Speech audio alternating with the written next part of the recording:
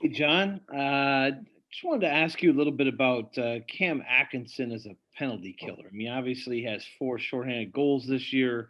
Um, there are a number of top scoring forwards who are willing to do that throughout the league, but not a ton. You always usually look out there and it's usually, your third, fourth line guys who are willing to kind of sacrifice.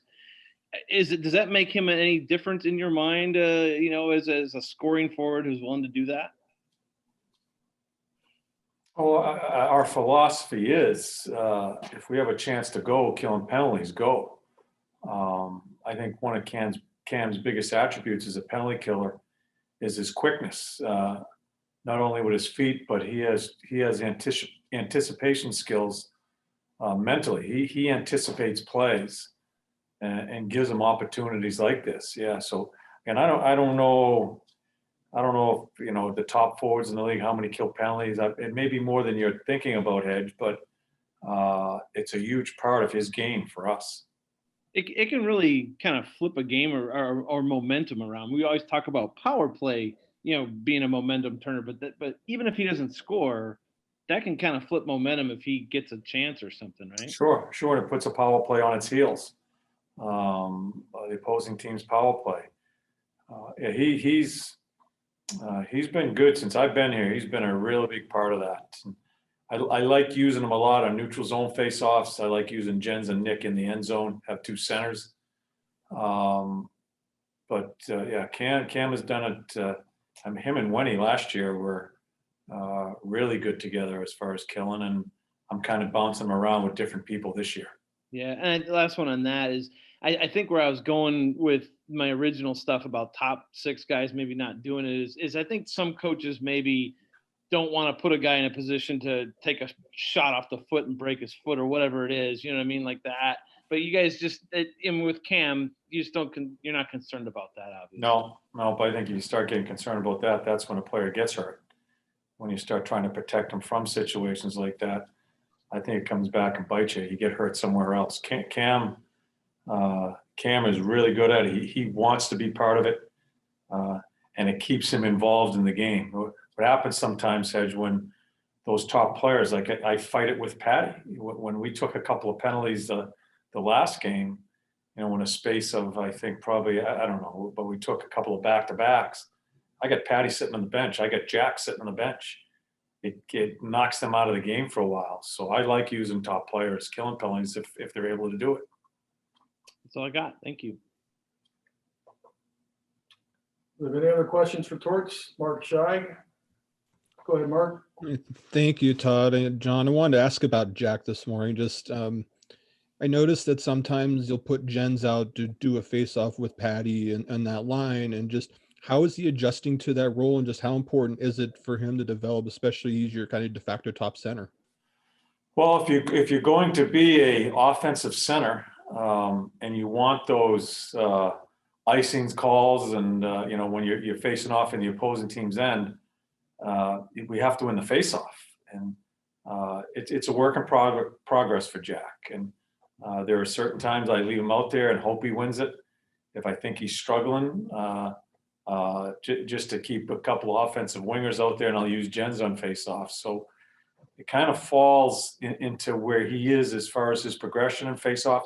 He's working at it. We have Mike Eagles virtually trying to help him also, as far as to give him some tips. He used to come in into our practice and help us, but we can't do that now. So he's trying. He's working at it, but I've got to make the call as we go through the game. And are you making any lineup changes tonight, John? No. Thank you. No, I'm not. Rock just lets me know. I check with Rock first. We're good. Next, we'll go to Jeff Svoboda. Go ahead, Jeff. Thanks, Todd. Just talking about faceoffs there, and obviously you're very young at the center position, so it's been kind of, I think you're third from bottom in the NHL, but just are faceoffs one of those things that I think analytics kind of show that they're not as important as people think, but is it one of those things that almost they're not important until you start losing them, because they can really, face power plays, things like that. Guys caught on the ice with icings in certain situations, they can be really key. Yeah, you got to be really careful with the numbers and the analytics. As always, I like looking at situations, certain important situations in games. When you do get that power play face-off, There's so many different types of situations that happen. I don't pay attention too much to the numbers. I know we have to get better at it, guys. I know that's important. We've got some guys learning on the fly here, and I can't keep taking them out of the circle and put Jens in there all the time. So, but I look at situations and where I give them a chance to get some experience at it, versus where I think in a certain situation in the game I need to put my best guy out there. And I use Jens and Nasher quite a bit on each circle, depending on where we're going in the game. I also just real quick kind of want to ask about line A, just coming off of Mark's question about Jack, but just seeing him 5-on-5, is he a guy that maybe takes a while for players to learn how to play with and kind of learn his tendencies a little bit? Because obviously he's a good puck distributor. He's good with the puck on a stick, but it almost seems like he sees the game so well as well that you never quite know what he's going to do. So it might take some guys some time to just kind of get some chemistry with him as they play with him. Yeah, I don't know. I think, I guess I'll answer it this way. I like to see Patty go with the puck more. I like to see him. I envision him as just a unbelievably skilled power forward. I like to see him bring some power into his game, and that's skating with the puck, taking people on one-on-one. I think sometimes he wants to distribute. I think he takes a lot of pride in how he distributes the puck, and he's very good at it. I'd like to see him bring the power part of the game into it, where his center in Jack, I think that's a big thing Jack has to learn at that position, is distributing the puck. Jack will take you one-on-one. He's very confident with the puck, has played very well for us. I think there's a learning curve he has to go through as far as that center ice position and using his wings, giving and going with his wings and distributing. So it kind of works all off of one another. All right, thank you. Next we'll go to Aaron Portzline. Go ahead, Porty. Hey, John, is that asking Line A to do something new? Are you saying that that's part of his game that you're emphasizing, to being a power forward? I don't know, Portsy, because I haven't coached him, and I watch him, and usually when I'm watching him, I'm watching his highlights, burying a puck. I don't know his full game. We've had discussions.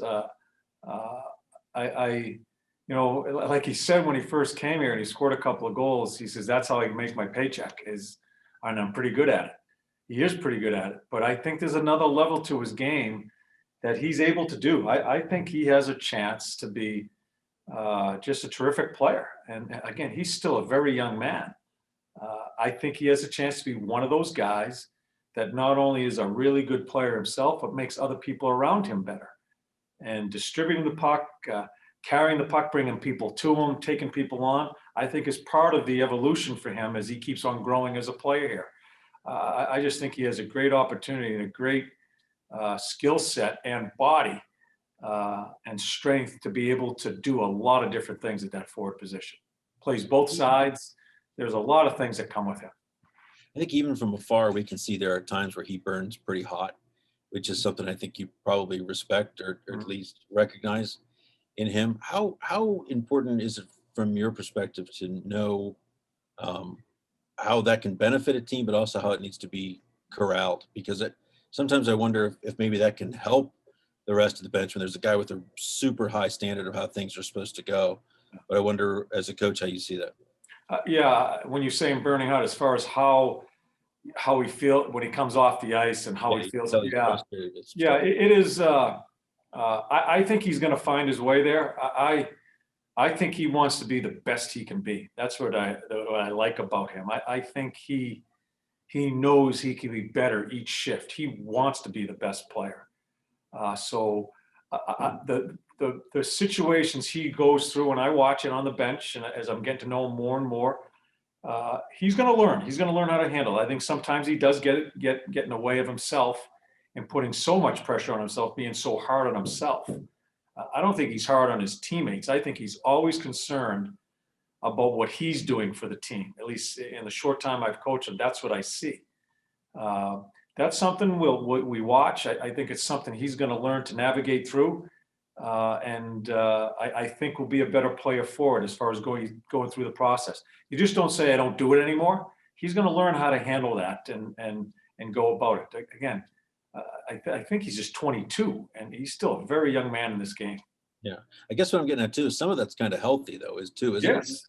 Oh, I'd much rather have a guy, I guess the word you say, burning hot, Yeah. and having it on cool. It's awful tough to get a guy to turn up the temperature from cool to get him up there. You can do it maybe for a shift or two, and then he's back down and cool. I'd rather have a guy that is maybe jamming himself up a little bit because he's so hot, and just trying to help him navigate through that and teach as far as handling those type of situations as you go through a hockey game. Thank you. Last one, we'll go to Owen Newkirk. Go ahead, Owen.